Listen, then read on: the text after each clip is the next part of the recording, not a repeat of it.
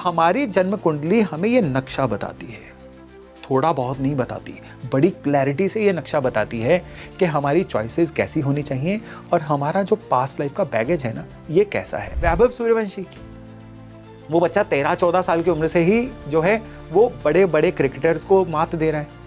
कैसे? कार्मिक बैगेज है ये। बर्थ चार्ट में ना 5वां भाव 9वां भाव केतु की पोजीशन ये बड़े अच्छे से बता देती हैं कि किसी इंसान का कार्मिक बैगेज क्या है। आपको बचपन से मेडिटेट करके अपनी लाइफ का पैटर्न देखना है, कौन सा पैटर्न मेरी लाइफ में रिपीट हो रहा है। 90% लोगों की लाइफ में कोई ना कोई पैटर्न रिपीट होता है।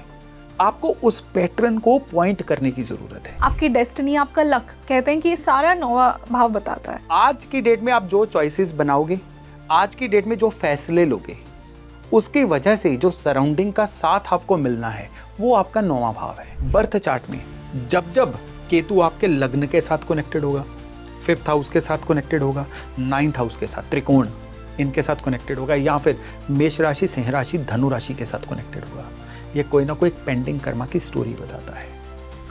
ऐसे लोग जो होते हैं पिछले जन्मों का कोई पैटर्न साथ में लेके आए होते हैं। उस पैटर्न को ब्रेक करना होता है। आप किसी बुरी आदत का शिकार हो, उसको छोड़ नहीं पा रहे हो, जिसकी वजह से किस्मत कनेक्शन का लॉस हो रहा है, अपॉर्चुनिटीज मिस हो रही हैं, वो केतु है। जिस भी हाउस में केतु बैठा है वो उन्हीं चीज़ों से सबसे ज़्यादा अटैच होता है। किसी का केतु 7th में, उसका शादी, उसका पार्टनरशिप में बहुत इंटरेस्ट होगा। किसी का केतु 9th में, उसका अध्यात्म भक्ति में बहुत इंटरेस्ट होगा। जबकि वो एरियाज तो उसने पास्ट लाइफ में नेचुरली एक्सपीरियंस कर ली हैं, तो उनसे तो लेट गो करना चाहिए ना उन्हें। केतु इंडिकेटर है, आप छोड़ दो, ये आपकी फ्री विल, आप नहीं छोड़ना चाह रहे हो तो भुगतो। हाँ, उसी से सबसे ज्यादा लोग अटैच हाँ, होते हैं। Free will, underline my word, free will. Free will.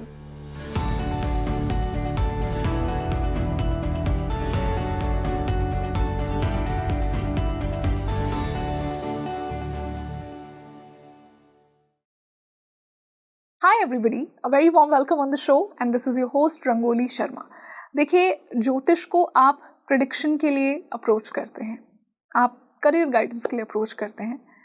अगर आप जेन्युइनली ज्योतिष को और डीपर एस्पेक्ट में समझेंगे ना, ज्योतिष आपके पूर्व जन्मों की यात्रा भी आपको दिखाता है। आपकी सोल क्या कैरी कर रही है, क्या आपकी इस जीवन का पर्पस है, क्या आपकी स्ट्रेंथ्स हैं, क्या आपकी वीकनेसेस हैं।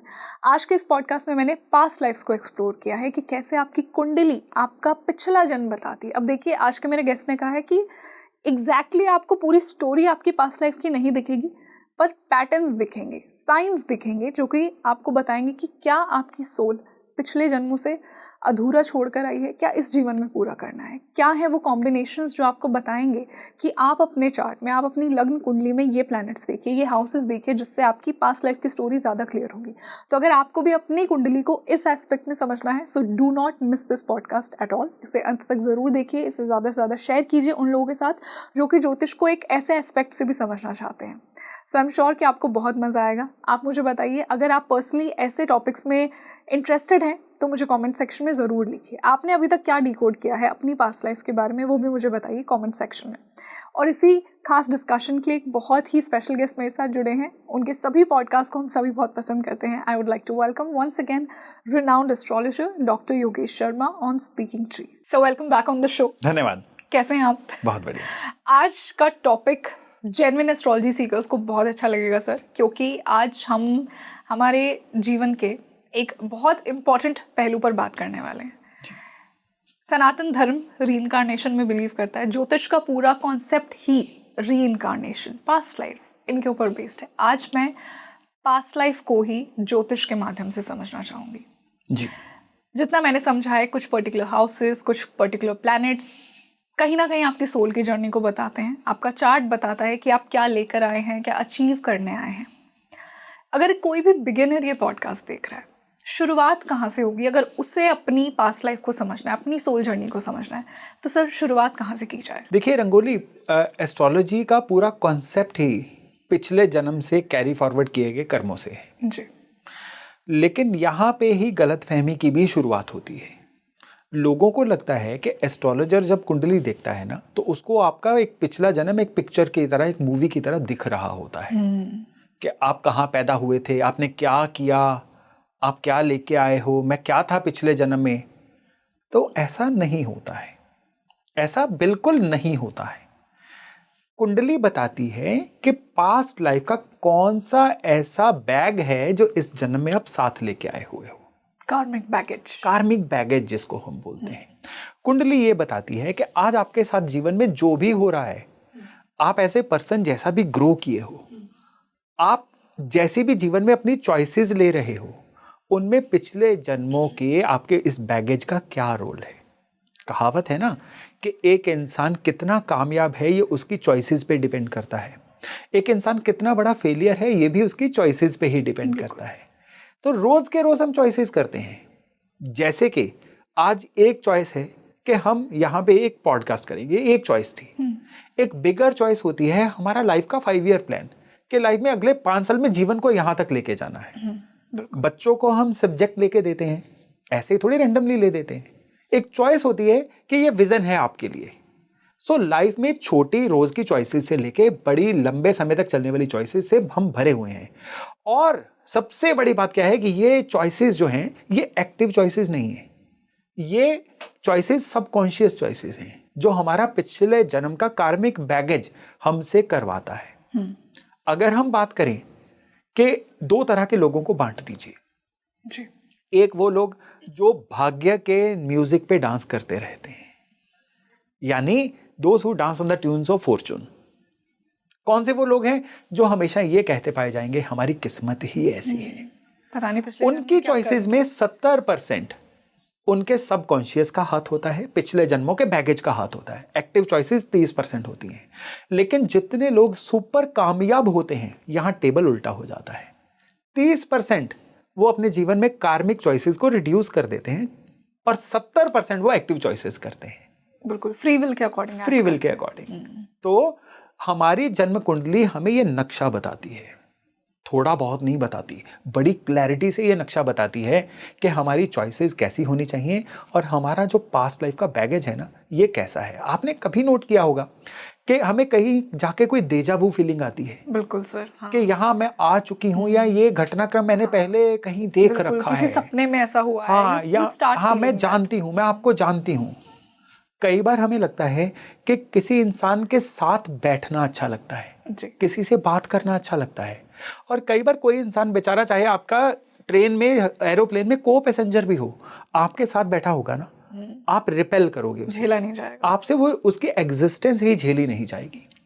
ये भी कार्मिक बैगेज होता है। बिल्कुल। और खाली ये मैं ये माइन्यूट लेवल पे नहीं बता रहा हूँ, कार्मिक बैगेज आपके डर के अंदर भी दिखता है। बिना बात के किसी परिस्थिति से डर जाना। कई लोगों को शुरू से ही झूले में बैठने में डर लगता है, कई लोगों को हवाई जर्नी से डर लगता है, कई लोगों को पानी में जाने से डर लगता है। क्यों लगता है? कुछ नेचुरल फोबियाज हम हाँ, ये कैरी फॉरवर्ड होता है। कई लोगों को वॉर के खबरें सुन के डर लगता है, कई लोग जो है हॉरर मूवी नहीं देख पाते, और कई लोग देखना ही हॉरर मूवी चाहते हैं। कैसे? आपने कभी नोट किया होगा कि हमने न्यूज में देखा होगा वंडर चाइल्ड, एक बच्चा जी जो 2.5 साल की उम्र में सारे देशों की राजधानियां बता देता है। हाँ, कोई एक बच्चा है जो 3 साल की उम्र में वो मंत्रोच्चारण बड़े शुद्ध वाले कर रहा है, कोई इंस्ट्रूमेंट प्ले कर रहा है। कैसे? ये कार्मिक बैगेज कैरी फॉरवर्ड है। और हमने अभी देखा वैभव सूर्यवंशी, वो बच्चा 13-14 साल की उम्र से ही जो है वो बड़े बड़े क्रिकेटर्स को मात दे रहा है। कैसे? कार्मिक बैगेज है ये। टैलेंट है लेकिन कार्मिक बैगेज है ये जी। तो कई लोग ऐसे होते हैं कि जो टैलेंटेड होते हैं, हम कहते हैं जी ये गिफ्टेड टैलेंट है, ये कह के हम निकल जाते हैं। अब गिफ्टेड टैलेंट को एस्ट्रोलॉजी की भाषा में कार्मिक बैगेज ही तो बोलते हैं। गिफ्ट कहाँ से आया? क्या बर्थडे पे मिला था कि मम्मी पापा गिफ्ट लेके आए थे? अक्यूमुलेटेड कर्मास जो हैं वही गिफ्टेड टैलेंट बन जाता है। ये होता है कार्मिक बैगेज। वंडरफुली एक्सप्लेन सर जी। अब थोड़ा और एस्ट्रोलॉजी की भाषा में से समझते हैं, कैसे दिखेगा ये कार्मिक बैगेज, कहाँ से दिखेगा? देखिए, मैं तो एस्ट्रोलॉजर हूँ, मैं तो हर चीज़ को एस्ट्रोलॉजी के चश्मे से देखता हूँ। और मैंने शुरू में क्या बोला था कि एस्ट्रोलॉजी जितना ब्यूटीफुली इस कॉन्सेप्ट को एक्सप्लेन करती है ना, एक बार आप एस्ट्रोलॉजी के चश्मे से इसको देख लो, आपको दूध का दूध पानी का पानी होना शुरू हो जाएगा। क्योंकि कहते बंद मुट्ठी लाख की, खुल गई तो खाक की।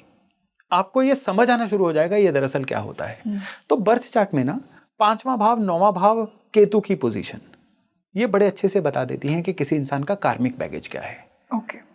पांचवें भाव की बात करें ना, जी। कुंडली के पांचवें भाव को ना जन्म कुंडली में क्रिएटिविटी का भाव बोला जाता है। संतान पक्ष से भी इसको जोड़ के देखा जाता है, लेकिन इससे पहले इसको पूर्व पुण्य का भाव बोला जाता है। शब्दों को तोड़िए, संधि विच्छेद करिए। पूर्व पुण्य, पूर्व जन्म से कमाए गए पुण्य, यानी वो पुण्य कि इस जन्म में आपको ज्यादा एफर्ट किए बिना जब भी कोई अच्छा रिजल्ट मिलना शुरू हो, वो आपका पूर्व पुण्य होता है। कई लोग हैं जो किसी राजा के घर पैदा होते हैं, किसी बहुत बड़े इंडस्ट्रियलिस्ट के घर पैदा होते हैं, वो पंचम भाव बड़ा शुद्ध लेके आए होते हैं, पूर्व पुण्य साथ में लेके आए होते हैं कि उनको जीवन की स्टार्ट से ही एक लॉन्च पैड मिल गया। हाँ, बिल्कुल। ये पूर्व पुण्य है।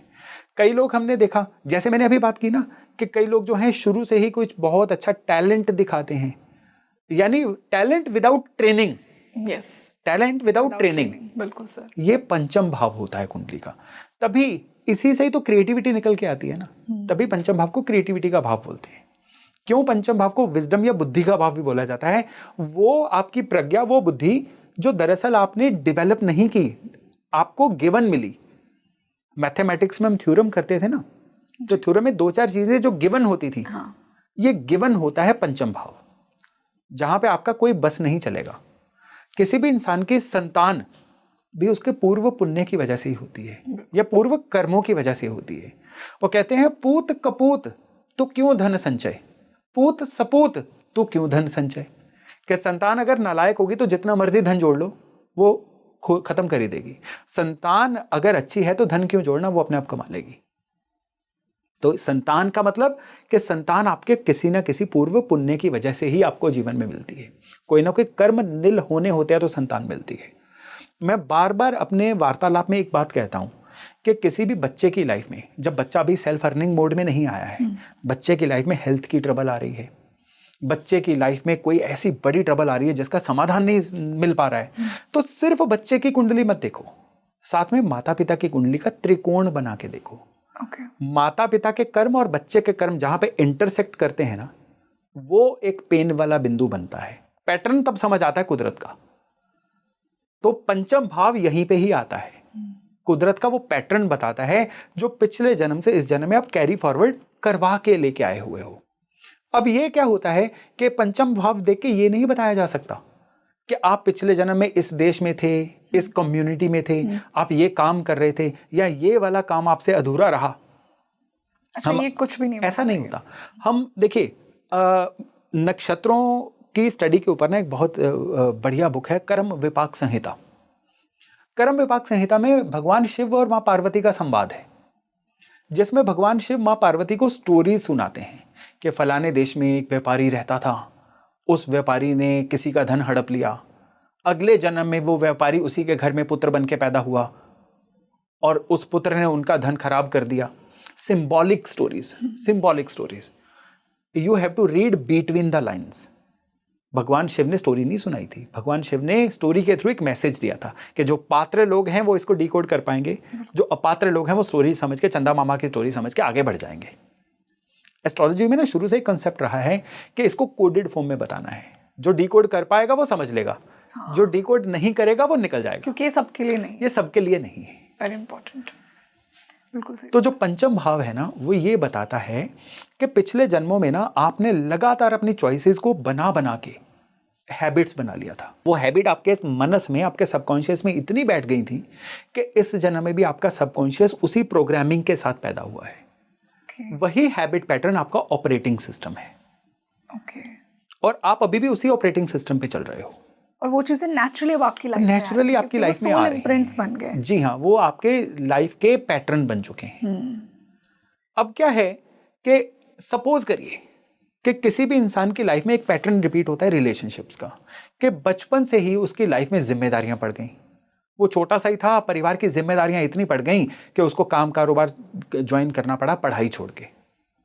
वो परिवार में हमेशा से 12 साल की उम्र से ही बड़े मेंबर की तरह ही रिस्पॉन्सिबल बना। फिर उसकी शादी हुई, शादी के बाद उसको न केवल जीवन साथी बल्कि बच्चों तक का भी बड़ी लंबी उम्र तक खर्चा उठाना पड़ा। यही पैटर्न कि जिम्मेदारियां उसकी खत्म ही नहीं हो रही। बिल्कुल राइट। या किसी एक इंसान की लाइफ में आ गया कि उसको शुरू से ही प्यार ही कहीं नहीं मिला, ना पेरेंट्स की तरफ से मिला, ना जीवन साथी की तरफ से मिला, दोस्तों ने भी उसको यूज करके छोड़ दिया। हमेशा वो लोगों के काम है, उसके काम आने के समय पे कोई उसके काम नहीं आया। रिलेशनशिप का पैटर्न। कई लोगों की लाइफ में हेल्थ का पैटर्न दिखता है कि बचपन से ही हेल्थ इस तरह से खराब होनी शुरू हुई कि क्वालिटी ऑफ लाइफ ही आगे जाके बॉडी का कॉन्स्टिट्यूशन ही गड़बड़ा गया। कई लोगों की लाइफ में ऐसा होता है कि बचपन में उनके साथी ने चीटिंग करके मार्क्स ले लिया और उनका नंबर नहीं आया, और बड़े होके उनके बिजनेस पार्टनर ने उनको चीट कर दिया, कभी लाइफ पार्टनर ने चीट कर दिया, उनको चीटिंग का पैटर्न मिला। ये पंचम भाव बताता है। पंचम भाव बताता है कि भैया आपके हैबिट पैटर्न की वजह से ये चीजें आपकी लाइफ में पैटर्न की तरह रिपीट हो रही हैं। इनको पहचानो, बैठो, सांस लो, 100 चीजों को छोड़ दो, इस चीज को पकड़ लो। आपकी लाइफ का पैटर्न तो आप ही बता सकते हो ना कि रिपीटेड पैटर्न कौन सा हो रहा है। बस आपको लाइफ को एक ब्रॉडर एक कैनवस पे देखने की जरूरत है। अगर आप लाइफ को पिछले 2 साल की मेमोरी में ही जियोगे तो पैटर्न कहां से पकड़ पाओगे। आपको बचपन से मेडिटेट करके अपनी लाइफ का पैटर्न देखना है, कौन सा पैटर्न मेरी लाइफ में रिपीट हो रहा है।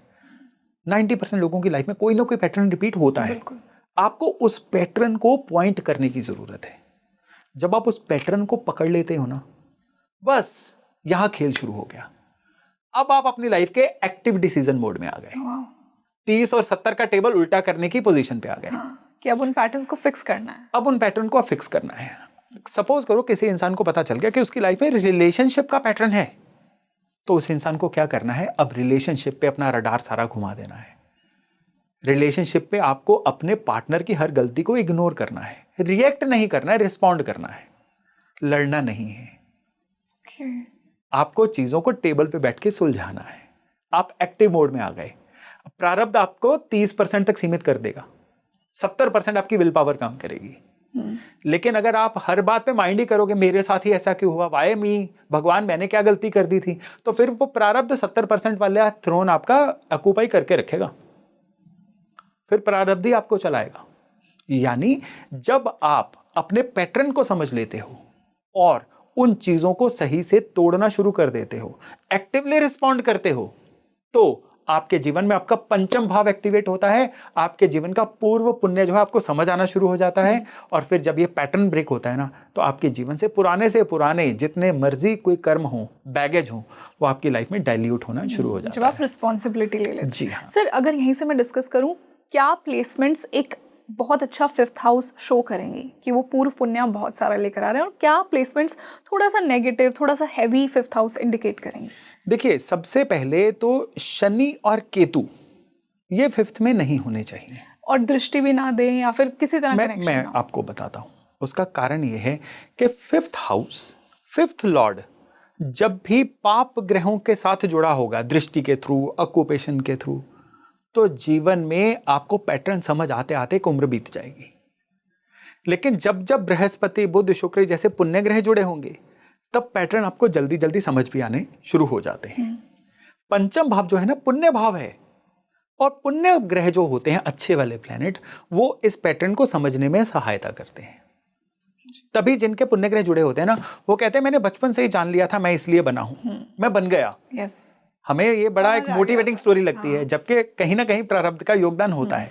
लेकिन अब जब मैंने आपको ये रहस्य बता दिया, तो अब चाहे पाप ग्रह भी हो, अब आपने पूरा फोकस अपना कर लिया कि भाई पैटर्न तो मैं ढूंढ के रहूंगी, या पैटर्न तो मैं ढूंढ के रहूंगा। और जब आप ढूंढने निकल जाओगे तो पैटर्न आपको मिल जाएगा। Very interesting. सर, आपने एक और मुझे भाव की बात कही थी। एक हमने 5th हाउस को समझा, 9th हाउस को इतना ही इंपॉर्टेंट माना जाता है, पिता से भी एसोसिएट किया जाता है, आपकी डेस्टिनी, आपका लक, कहते हैं कि ये सारा 9वां भाव बताता है। हाँ। इसकी स्टोरी में आपसे थोड़ी समझना चाहिए। जी बिल्कुल। देखिए, पूर्व पुण्य को हमने डिस्कस किया, अब हम तो बात कर रहे हैं कर्मास की, अपने पिछले जन्म के बैगेज की। तो 5वां भाव है आपका किस्मत का वो वाला कनेक्शन जो आपके कंट्रोल में नहीं है, जो आप पिछले जन्मों के हैबिट पैटर्न की वजह से सबकॉन्शियस में कैरी फॉरवर्ड करवा के लेके आए थे। लेकिन 9वां भाव इस जन्म के साक्षात कर्मों का नतीजा है। इस जन्म के आज की डेट में आप जो चॉइसेस बनाओगे, आज की डेट में जो फैसले लोगे, उसकी वजह से जो सराउंडिंग का साथ आपको मिलना है, वो आपका 9वां भाव है। तभी उसको किस्मत का, लोग ना किस्मत को बड़ा एक अंडर रेट कर देते हैं या ओवर रेट कर देते हैं। लोग ना किस्मत बोलते हैं बैठे बिठाए जो मिल जाए, किस्मत बोलते हैं जब देवता ऊपर से फूल बरसाएंगे वो किस्मत होती है। ऐसा नहीं होता है। हिम्मत मर्दा मदद खुदा क्यों बोला गया? क्यों बोला गया कि किस्मत काम करने वालों का साथ देती है? वो 9वें भाव की तो बात हुई थी। अरे कुछ करोगे तो टिकोगे, नहीं तो टके टके में बिकोगे। ये होता है 9वें भाव का मर्म।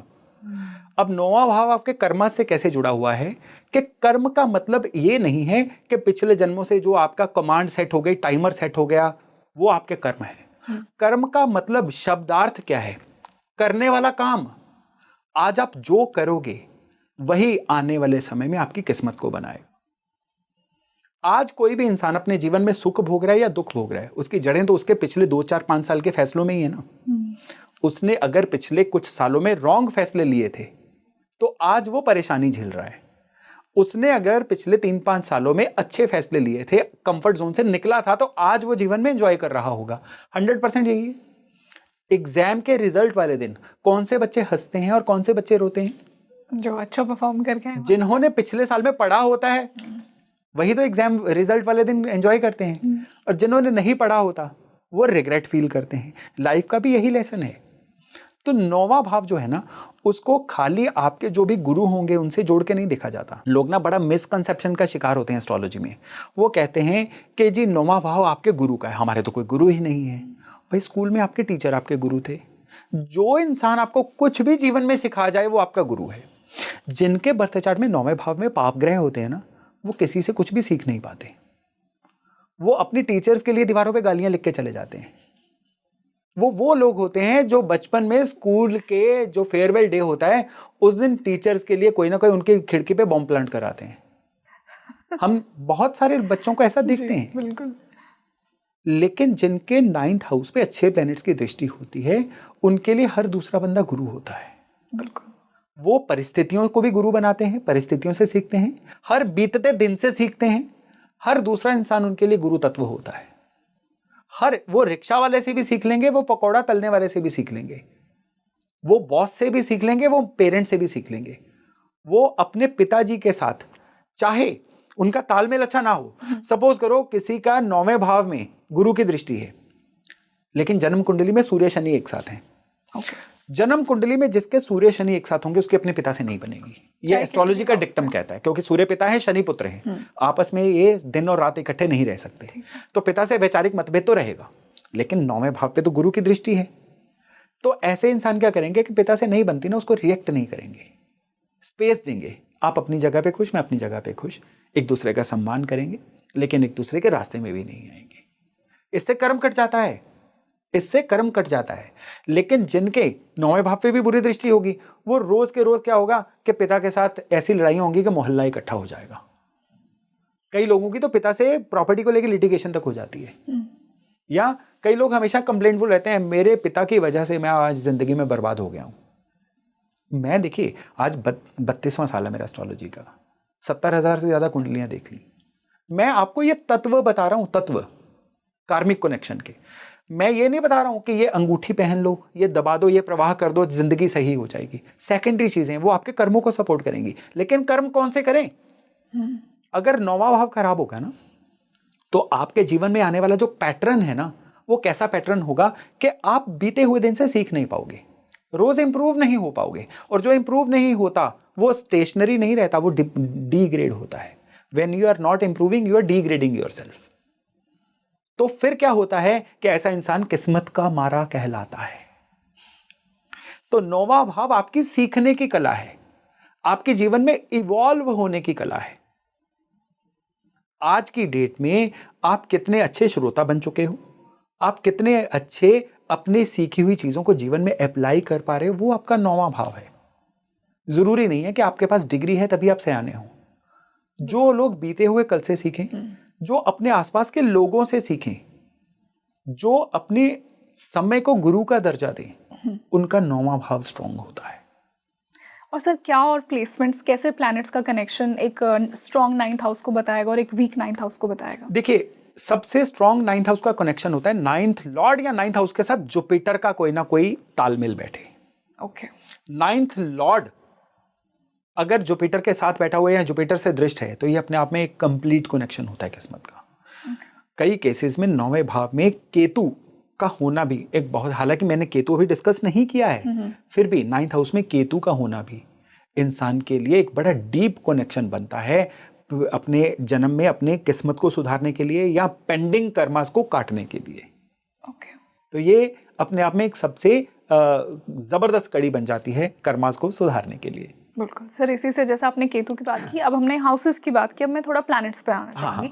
आपने कहा कि केतु का बहुत बड़ा रोल है, तो केतु से ही मैं शुरुआत करती जी, हूँ। बिल्कुल। केतु कैसे बताएगा, क्या केतु की कौन सी राशि में होगा, क्या डिग्री होगी? राहु और केतु ये नॉर्थ और साउथ नोड कहलाती हैं।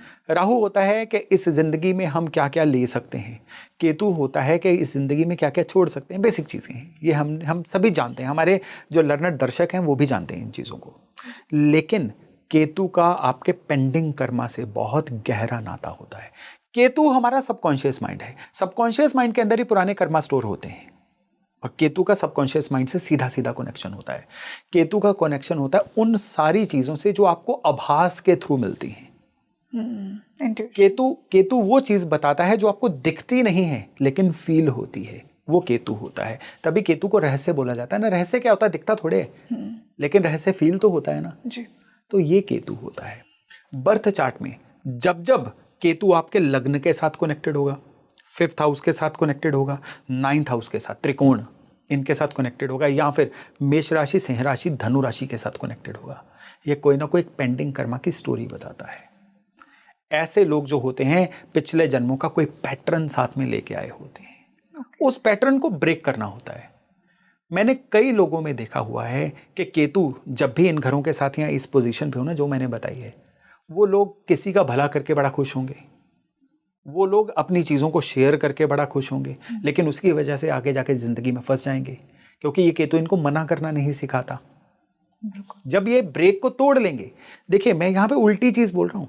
कर्मास को काटने के लिए तो कहा जाता है सहायता करो लोगों की, लेकिन जहाज में भी तो कहते हैं कि ऑक्सीजन मास्क की जरूरत पड़े तो पहले खुद को लगाओ फिर दूसरों को लगाओ, खुद बचोगे तो दूसरों की सहायता करोगे। तो ये केतु ना खुद को बचाने की जगह पे लोगों की सहायता करने की तरफ ज्यादा धकेल देता है और उसकी वजह से इंसान इतना डिप्लीट हो जाता है कि जब उसको जरूरत पड़ती है कोई इसकी मदद के लिए नहीं आता। तो केतु को समझना बड़ा जरूरी है कि आपके अंदर लेट गो तो है, क्या इतनी लेट गो तो नहीं है कि आप खुद ही डिप्लीट हो रहे हो। ये केतु अगर बहुत परेशान होंगे, बर्थ चार्ट में कहीं पे भी ऐसी छठे भाव में आ जाएं ये केतु, या ये केतु कहीं तीसरे भाव में आ जाएं जो केतु की नेगेटिव पोजीशंस हैं, तो ऐसे लोग ना क्या करते हैं, किसी भी पैटर्न को छोड़ नहीं पाते। उनका डोपामिन जो होता है ना, जो उनको सेटिस्फेक्शन मिलती है वो फालतू कामों में बड़ी मिलती है। कई बार किसी से लड़के मिलेगी, कई बार क्या होता है आज की डेट में ये स्क्रोलिंग बहुत बड़ा विषय है। तो फालतू टाइम वेस्ट, उनको पता होता है मैं फलानी रॉन्ग चीज कर रहा हूं लेकिन वो उसको छोड़ नहीं पाते, रोक नहीं पाते। हाँ, ये केतु का ट्रैप होता है। खराब केतु इंसान अपने पैटर्न को पहचान तो लेगा लेकिन उसको तोड़ नहीं पाएगा। अच्छा केतु इंसान अपना पैटर्न जो भी उसको समझ आके, केतु पैटर्न समझाएगा कभी नहीं, पैटर्न को समझाने का काम जुपिटर करेंगे या बुध करेंगे, जो समझाने वाले प्लेनेट हैं। लेकिन पैटर्न में जो गैर जरूरी चीजें छोड़ने का काम सिर्फ केतु करेगा। आप किसी भी आदत को छोड़ नहीं पा रहे हो, वो केतु है। आप कभी किसी भी पैटर्न को समझ के भी उससे पीछा नहीं छुड़ा पा रहे हो, वो केतु है। आप किसी टॉक्सिक रिलेशन में हो, आप चाह के भी उस टॉक्सिक रिलेशन को छोड़ नहीं पा रहे हो, मतलब केतु पीड़ित है आपके चार्ट में।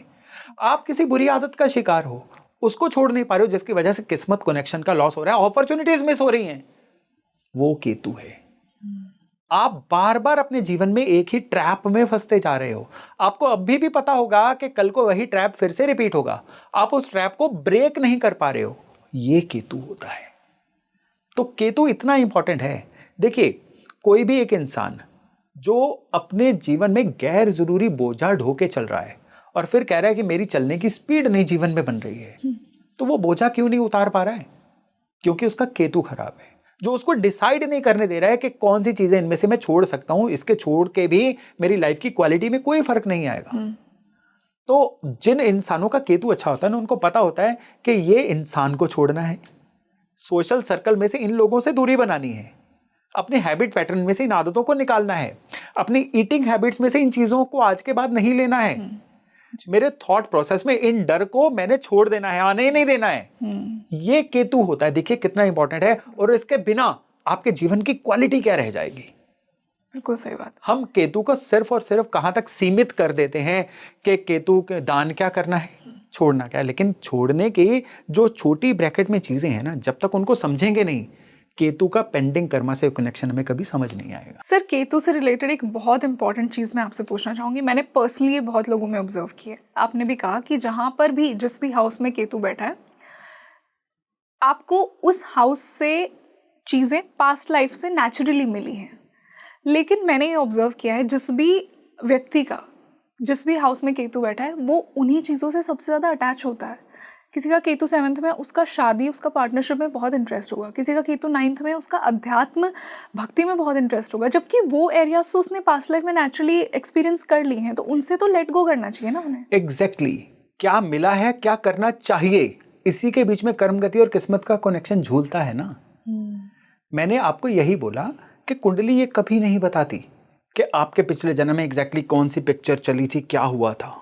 सिर्फ पैटर्न बताती, कौन सी ट्रेसेस आप इस जन्म में लेके आए हो। और ये जरूरी नहीं है कि जो पिछले जन्म का आप लेके आए हो उस जन्म में छोड़ना ही चाहो।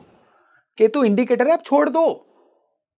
ये आपकी फ्री विल, आप नहीं छोड़ना चाह रहे हो तो भुगतो। हाँ, उसी से सबसे ज्यादा लोग अटैच होते हैं। Free will, underline by word free will. हाँ, फ्री विल के बारे में ज्यादा चर्चा नहीं होती क्योंकि बहुत ज्यादा लोग कंफर्टेबल नहीं होते, क्योंकि एक ह्यूमन टेंडेंसी है, हमें बना बनाया चाहिए, हमें एक फॉर्मूला चाहिए, एक मैप चाहिए कि इस पे चल लो बात बन जाएगी। लेकिन फ्री विल में कोई मैप नहीं होता, वो आपकी अपनी फ्री विल है। हर इंसान यूनिक है। क्या आपके फिंगरप्रिंट किसी और से मिलते हैं 800 करोड़ की जनता में? तो आपकी फ्री विल किसी और से कैसे मिल जाएगी? कुंडली ने आपको नक्शा दे दिया, उस नक्शे पे 6 रास्ते बता दिए कि आपकी मंजिल तक ये 6 रास्ते जाते हैं। अब आपके ऊपर है कौन सा रास्ता अपनी फ्री विल से चूज करते हो। कुंडली का रोल वहां खत्म हो गया आपको रास्ते दिखाने के बाद। अब ये आपकी फ्री विल का यात्रा शुरू होती है।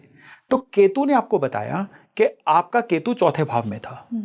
आप इमोशनली ओवरवेल्म्ड होके आए हो पिछले जन्म से। अब इस जन्म में इमोशनली कई चीजों को छोड़ना है आपने। नहीं छोड़ पाओगे तो फिर डिप्रेस कहलाओगे ना। तभी केतु चौथे भाव वाले लोग जल्दी डिप्रेस हो जाते हैं, जल्दी एंग्जाइटी का शिकार हो जाते हैं। क्यों? क्योंकि वो इतना इमोशनल जुड़ाव लेके पिछले जन्म से आए होते हैं, वो छोड़ ही नहीं पाते। वो छोड़ना शुरू हो जाए, लेट गो कर दें, तो केतु चौथे भाव में उनको बहुत बढ़िया एक बड़ा स्पिरिचुअल इंसान बनाने की तरफ लेके जाता है। केतु दूसरे भाव में होता है तो ये फैमिली की जिम्मेदारियां लेके आए होते हैं। ये लोग फैमिली के साथ किसी ना किसी तरह का कोई कार्मिक कनेक्शन लेके आए होते हैं। अब ये केतु कह रहा है कि फैमिली मैटर से डिटैच हो जाओ तो जीवन में वेल्थ अक्यूमुलेट कर पाओगे। ये डिटैच नहीं हो पाते क्योंकि अब फैमिली के घर में केतु हैं, तो फैमिली ने तो जरूरत पड़ने पे इनसे मुंह मोड़ना ही है। फिर ये बड़ा हर्ट फील करेंगे, फिर ये सैड सॉन्ग सुनेंगे, फिर कहेंगे मेरा परिवार ही मेरे काम नहीं आया। भैया जब पैदा हुए थे तो कुंडली ने बता दिया था कि अब इससे आगे बढ़ने का टाइम है। परिवार की जिम्मेदारियों से मुंह नहीं मोड़ना है, लेकिन ओवर इन्वॉल्व नहीं होना है। आपको एक रेखा खींचनी है कि यहां तक मेरा रोल है, इसके आगे हर कोई अपना खुद जिम्मेदार है। कहीं पे भी केतु आपको जिम्मेदारियों से भगा नहीं रहा है। केतु कह रहा है कि जितना चाहिए उतना लो, बाकी छोड़ दो। जितना चाहिए उतना लो, बाकी छोड़ दो। ये नहीं कि सब कुछ छोड़ दो। केतु आपको ये रेखा आप ही डिसाइड करोगे कितना जरूरी है। केतु कभी नहीं कहता सन्यासी बन जाओ, पहाड़ों पे चले जाओ, घर बार छोड़ दो, जिम्मेदारियां छोड़ दो। नेवर। लग्न में केतु होते ना, इंसान क्यों जोन आउट महसूस करता है हर चीज से?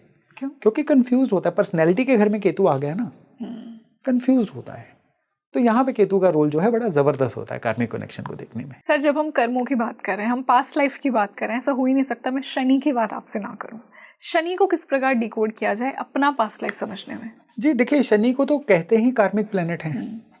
शनि के तीनों नक्षत्र जो हैं ये जल की राशियों में होते हैं और इनको कर्मा का स्टोरेज नक्षत्र भी बोला जाता है। शनि के तीनों नक्षत्रों को शनि आपकी लाइफ में, आपकी कुंडली में ये बताते हैं कि किसी भी इंसान के जीवन में वो करेगा क्या, और साथ ही साथ में जो भी वो करेगा उसमें उसके पिछले जन्मों की जो ट्रेसेस लेके आया हुआ है उसका क्या योगदान रहेगा।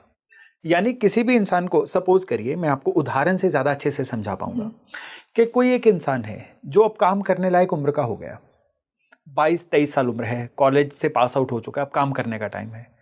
वो क्या कर रहा है? पहले उसने 2-3 साल यूपीएससी की या सरकारी नौकरियों की ट्राई की, नहीं कर पाया उसमें। फिर और 3 साल की एक्सटेंशन ली, नहीं मैं तो यही करूंगा। यहां पे शनि की खराबी निकल के आती है कि एक बार उसको अपनी कैपेबिलिटी पता चल गई, उसको ओवर एस्टिमेट करके आगे चलता जा रहा है, उस खेल में जा रहा है जहां पे 99% फेलियर है। और अपनी उम्र के कीमती साल निकाल रहा है। शनि की एक और उदाहरण लीजिए कि एक इंसान जो अभी 30 साल का हो चुका है, कुछ करना ही नहीं चाह रहा है कि एक बार सारे प्लेटफॉर्म सेट हो जाएं फिर करूंगा, आपको पता ही नहीं है इस काम में कितनी पेन है। कोई एक इंसान जो किसी भी नौकरी में टिकता ही नहीं है, बहुत काम करवाते हैं, मैं इसलिए नहीं नौकरी कर रहा, मैं तो व्यापार करूंगा, व्यापार के लिए पैसा कहाँ है पता नहीं कहाँ है, लेकिन अभी नहीं करूंगा। शनि ये पिछले जन्मों की अकर्मण्यता, काम ना करने की टेंडेंसी इस जन्म में लेके आए हैं। कोई एक बात बताइए, अपने जीवन के 6-7 साल सरकारी नौकरी के एग्जाम में क्यों लगाएगा? क्यों लगाएगा? जबकि सरकारी नौकरी में सैलरी शुरुआत में अच्छी से अच्छी नौकरी भी ले लो, 1-1.25 लाख से ज्यादा नहीं है। एब्सोल्युटली। क्योंकि या तो उसके मन में कंफर्ट जोन घर कर गया है कि सरकारी नौकरी में काम कम करना पड़ेगा, पावर ज्यादा मिलेगी, स्टेबिलिटी फैक्टर। कई लोगों के मन में होगा कि सरकारी नौकरी में मे भी हमें घूस लेने का चांस बन जाए। कड़वा सच है पर है। क्यों वो मिट्टी के साथ मिट्टी ना होके अपना काम ना करके ये चॉइस कर रहे हैं? शनि की खराबी। शनि किसी भी इंसान के काम करने में क्या चॉइसेस होती हैं उसको बताता है।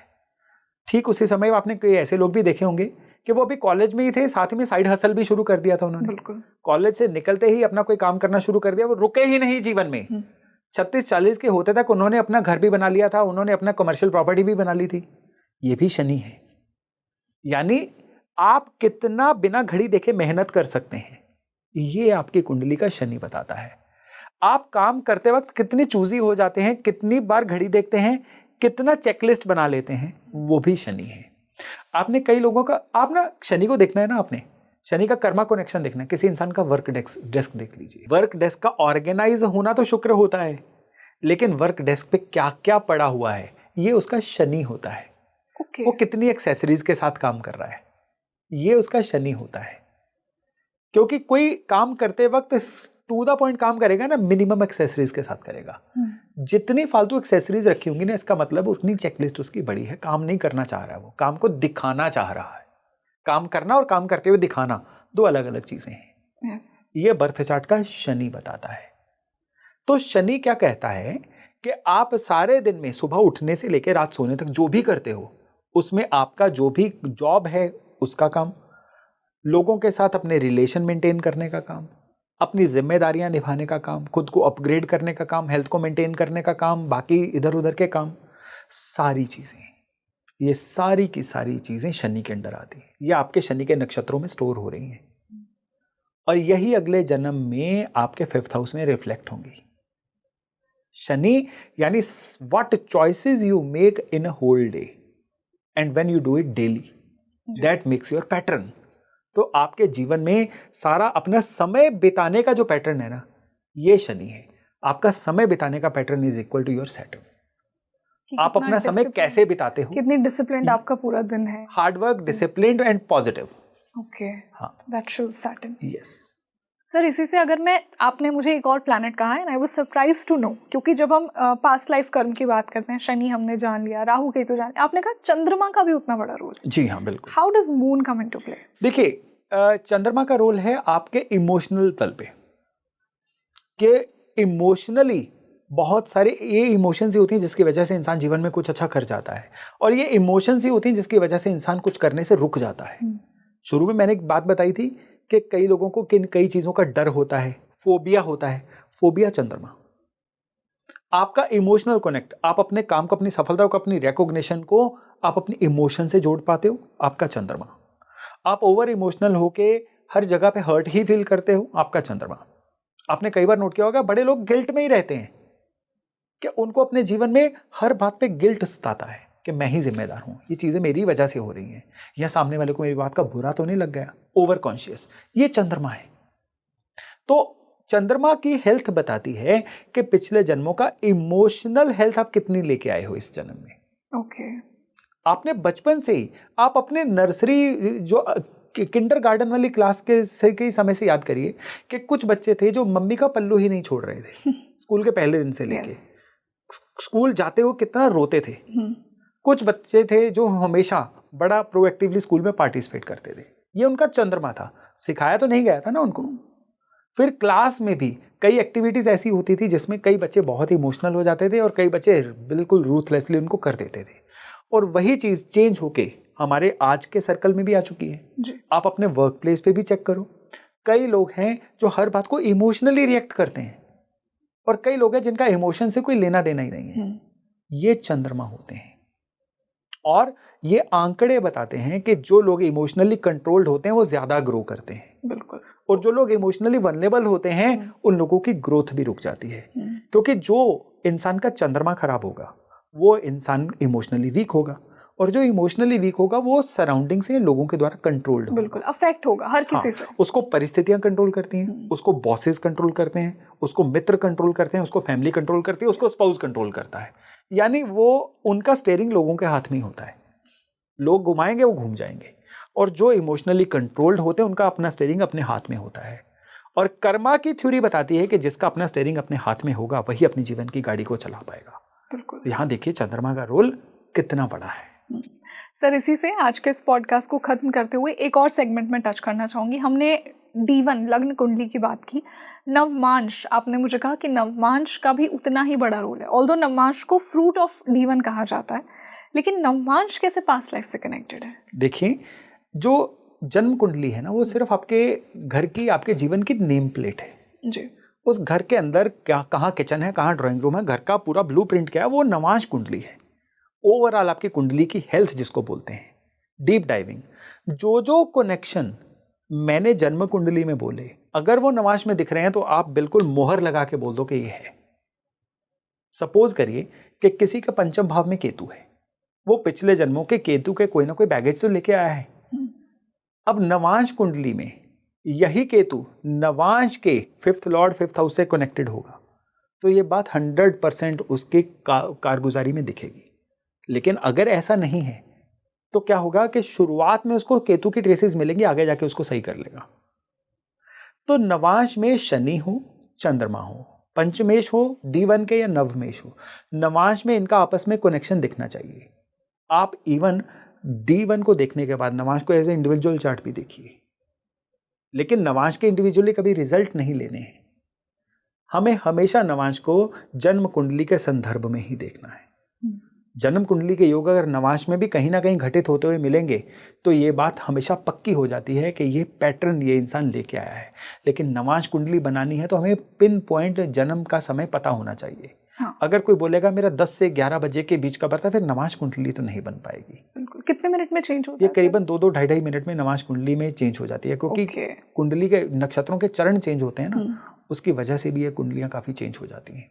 तो उसकी वजह से नवमांश कुंडली के ऊपर कर्मों के बारे में बताना जो है बहुत ज़्यादा डिपेंड करता है। तो सर हमने इतने सारे फैक्टर्स को डिकोड करने की कोशिश की। हमने सैटर्न की बात की, केतु की बात की, मून की बात की, D9 की बात की, 5th हाउस 9th हाउस की बात की। इसका मैं अगर एक सार आपसे पूछूं कि कोई भी व्यक्ति अगर अपनी कुंडली से डिकोड कर रहा है अपनी पास्ट लाइफ को, तो वो कैसे इसको कंबाइन करेगा हर चीज़ को? देखो, इसमें ज़रूरी नहीं है कि हर एक लाइफ में हर पैटर्न रिपीट हो। सडन जीवन में राइज आ गया, फिर फॉल आ गया और ये पैटर्न कुछ सालों बाद फिर से रिपीट हो गया, ये आपको अपनी लाइफ में पहचानना होगा। या फिर आप रोज ट्रांस में बैठिए, चेक करिए कि इमोशनली कौन सी चीजें आपको बड़ा परेशान कर जाती हैं, कौन सी चीजों से आप एकदम जो है एनर्जाइज्ड मोटिवेटेड फील करते हो। अपने इमोशनल मैप को पहचानिए। अगर बार बार आपको किस तरह के लोगों के साथ बैठना उठना अच्छा लगता है, कई बार क्या होता है कि कोई इंसान हमें बड़ी तकलीफ दे रहा होता है लेकिन हम उस इंसान का साथ नहीं छोड़ पाते, टॉक्सिक रिलेशन में भी बने रहना चाहते हैं। उसका क्या कारण है? आपके अंदर की कौन सी ऐसी कमी है जो उसके साथ रहने के लिए आपको मजबूर कर रही है? यानी लास्ट लाइन तक पहुंचिए कि लास्ट लाइन क्या है, क्यों आप ये चीज कैरी कर रहे हो। कोई इंसान जो है उसको जीवन में ट्रेनिंग नहीं मिली लेकिन वो टैलेंटेड कहलाया, ये क्यों हो रहा है? कोई इंसान है बहुत सारी किसी चीज की ट्रेनिंग ली लेकिन फिर भी उस फील्ड में कुछ नहीं कर पाया। ये सारे के सारे अपने पैटर्न पहचानिए। डे 1 से शुरू करिए, आज तक आइए। इसको मे बी 3 दिन लगेंगे, 1 महीना लग सकता है, 3 महीने लग सकते हैं, छोड़ना नहीं है। जब आप अपने पैटर्न को पहचान लोगे तो आपको बड़े अच्छे से आपकी जो कार्मिक बैगेज होता है ना वो पता लगना शुरू हो जाता है। और जिस दिन आपको आपका कार्मिक बैगेज पता चल गया, इस पॉडकास्ट को फिर से देखिएगा, बिल्कुल, और तब आपको पता चल जाएगा पंचम भाव बोल रहा है, 9वां भाव बोल रहा है, केतु बोल रहे हैं, शनि बोल रहे हैं कि चंद्रमा बोल रहा है। बिल्कुल sir, and I am sure कि जो भी इस तरीके से अपनी कुंडली को डिकोड करना चाहता है, आज का पॉडकास्ट उसके लिए बहुत बेनिफिशियल होगा. So like always I am so grateful that you gave us your time today and we had this wonderful discussion. Always grateful for your wisdom. Thank you so much. धन्यवाद, शुक्रिया. So you tell me in the comment section कि आपके 5th house में, आपके 9th house में क्या placement है planets की, कैसा आपका पूर्व पुण्य दिखा रहा है. साथ ही साथ आप मुझे बताइए कि आपका सैटर्न, आपका केतु, आपके मून क्या कह रहे हैं, आपका D9 क्या कह रहा है, क्या स्टोरी आप डिकोड कर पा रहे हैं अपनी पास्ट लाइफ के बारे में आपके एस्ट्रोलॉजिकल चार्ट के थ्रू. और मैं आपके लिए ऐसे ही अद्भुत डिस्कशंस लेकर आती रहूँगी आने वाले पॉडकास्ट में. और हम ऐसे कौन से टॉपिक्स को एक्सप्लोर करें योगेश सर के साथ, मुझे कमेंट सेक्शन में ज़रूर बताइए. This is your host rangoli Sharma. I will see you in another podcast. नमस्ते.